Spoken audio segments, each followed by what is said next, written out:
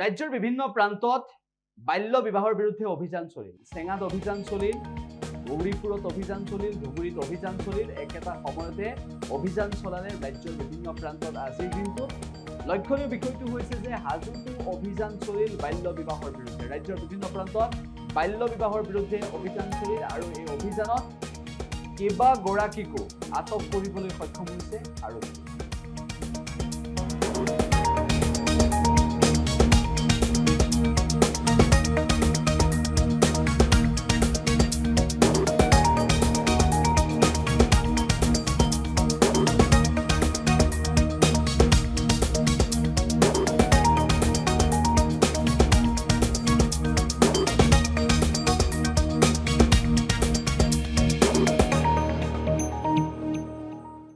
গোটেইকেইজন বজালী জিলাৰ বাটাচাকুচি যি থানা আছে তাৰ আণ্ডাৰতে পৰে।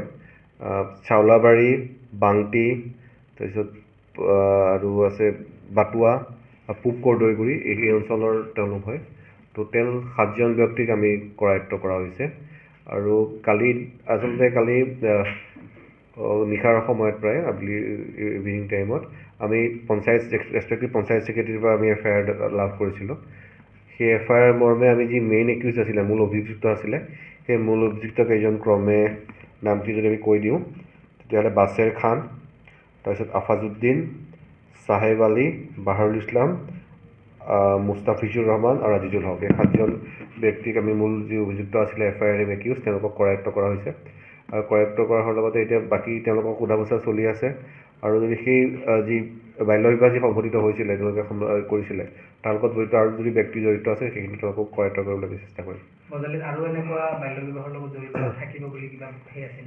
মানে বাল্য বিবাহ যিটো আমি স্পেচিয়েল ড্ৰাইভ দিছোঁ, তাৰ আমি গমেই পাই গোটেই অসমতে কালি হৈছে আৰু চৰকাৰৰ স্পষ্ট নিৰ্দেশনা আছে। এটা যি দোষীসকল আছে তেওঁলোকক হেৰি কৰাৰ লগতে আমি মানে শাস্তিৰ প্ৰধান দিয়াৰ লগতে এটা এৱেৰনেছ যাতে হয় যে এই কথাটো যে বেয়া, যে কেনেকৈ শাৰীৰিক মানসিকভাৱে এগৰাকী নাৰীক বা শিশুক দুৰ্বল কৰি পেলাই আৰু সামাজিকভাৱেও কেনেকৈ আচলতে এতিয়াৰ যি সামাজিকভাৱে বা পঢ়া শুনাৰ ক্ষেত্ৰত সকলো আগুৱাই যাব লাগে, সেইটোতো পিছ পৰি আছে। সেই তেনেকুৱা ক্ষেত্ৰবিলাক যিবিলাক আমাৰ সামাজিক কিছুমান এইবিলাক হেৰি থাকে ব্যাধি, সেইবিলাক আঁতৰাবৰ কাৰণে এটা সজাগতাৰো এটা হয় এই ড্ৰাইভটো। কিন্তু তাৰ লগতে এনেকুৱা নহয় যে আমি বাল্য বিবাহৰ বিষয়ে আমি একশ্যন গ্ৰহণ নকৰিম।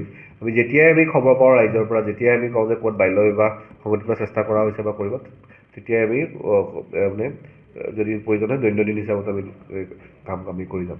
পূৰ্বতে ছাৰ বহুকেইজন বাল্য বিবাহ গ্ৰেপ্তাৰ কৰিছিল, আৰু যে কিমানমান মোটামুটি কৰিব লগা আছে? ইতিমধ্যে আপোনাৰ যি আমি আমাৰ যি পৰ্যালোচনাতে পাইছোঁ, আমি ইতিমধ্যেতো আমাৰ 186 প্ৰথম ড্ৰাইভত হৈছিলে। তাৰপিছতো তেনেকৈ আমাৰ 131 এৰাউণ্ড বজালী ডিষ্ট্ৰিক্টৰ 130 পৰা 40 আমাৰ ইয়াত তেনেকৈ হেৰি কৰা হ'ল, কেছ ৰেজিষ্টাৰ হ'ল। আৰু ইতিমধ্যে পিছতে এতিয়া সজাগতা কিছু বৃদ্ধি পাইছে, ৰাইজে গম পাইছে। গতিকে আশা কৰোঁ আৰু বেছি কৰিব লগা নহ'ব, কিন্তু যেতিয়াই যদি প্ৰয়োজন হয় আমি কৰিবলৈ আমি সাজু আছোঁ। এই অভিযুক্তবিলাকক কি ব্যৱস্থা লোৱা? ইতিমধ্যে তেওঁলোকক আমি জেল হাজতলৈ প্ৰেৰণ কৰিম। তেওঁ কিহৰ কাৰণে অকল বাল্য বিবাহ তেওঁলোকক যে সংগঠিত কৰিছে, মানে সেই বাল্য বিবাহৰটো যি আমাৰ প্ৰভিজন আছে, চাইল্ড মেৰেজ প্ৰভিজনত এই আছে, তাৰ PCM actor, prevention of child marriage actor, তাৰ 9, 10, 11 যিটো একটা ছেকশ্যন আছে তাতো সেইখিনি লাগিছেই।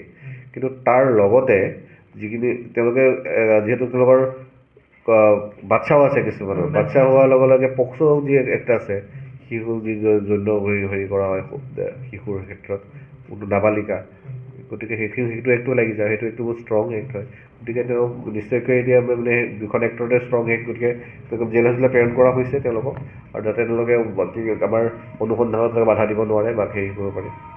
আৰু বাকী তাৰপিছত আগৰ কেছখিনিও ট্ৰায়েল চলি আছে, তেনেকৈ সেইখিনি কোৰ্টৰ মতে আইনৰ যি নিজৰ বাট নিজে লয় বুলি কয়, ল টেক্স ইজ অন কোৰ্চ, তেনেকৈ হৈ যাব। যিকোনো খবৰৰ বাবে যোগাযোগ কৰক 7099017330 লগতে 7099017110 নম্বৰত।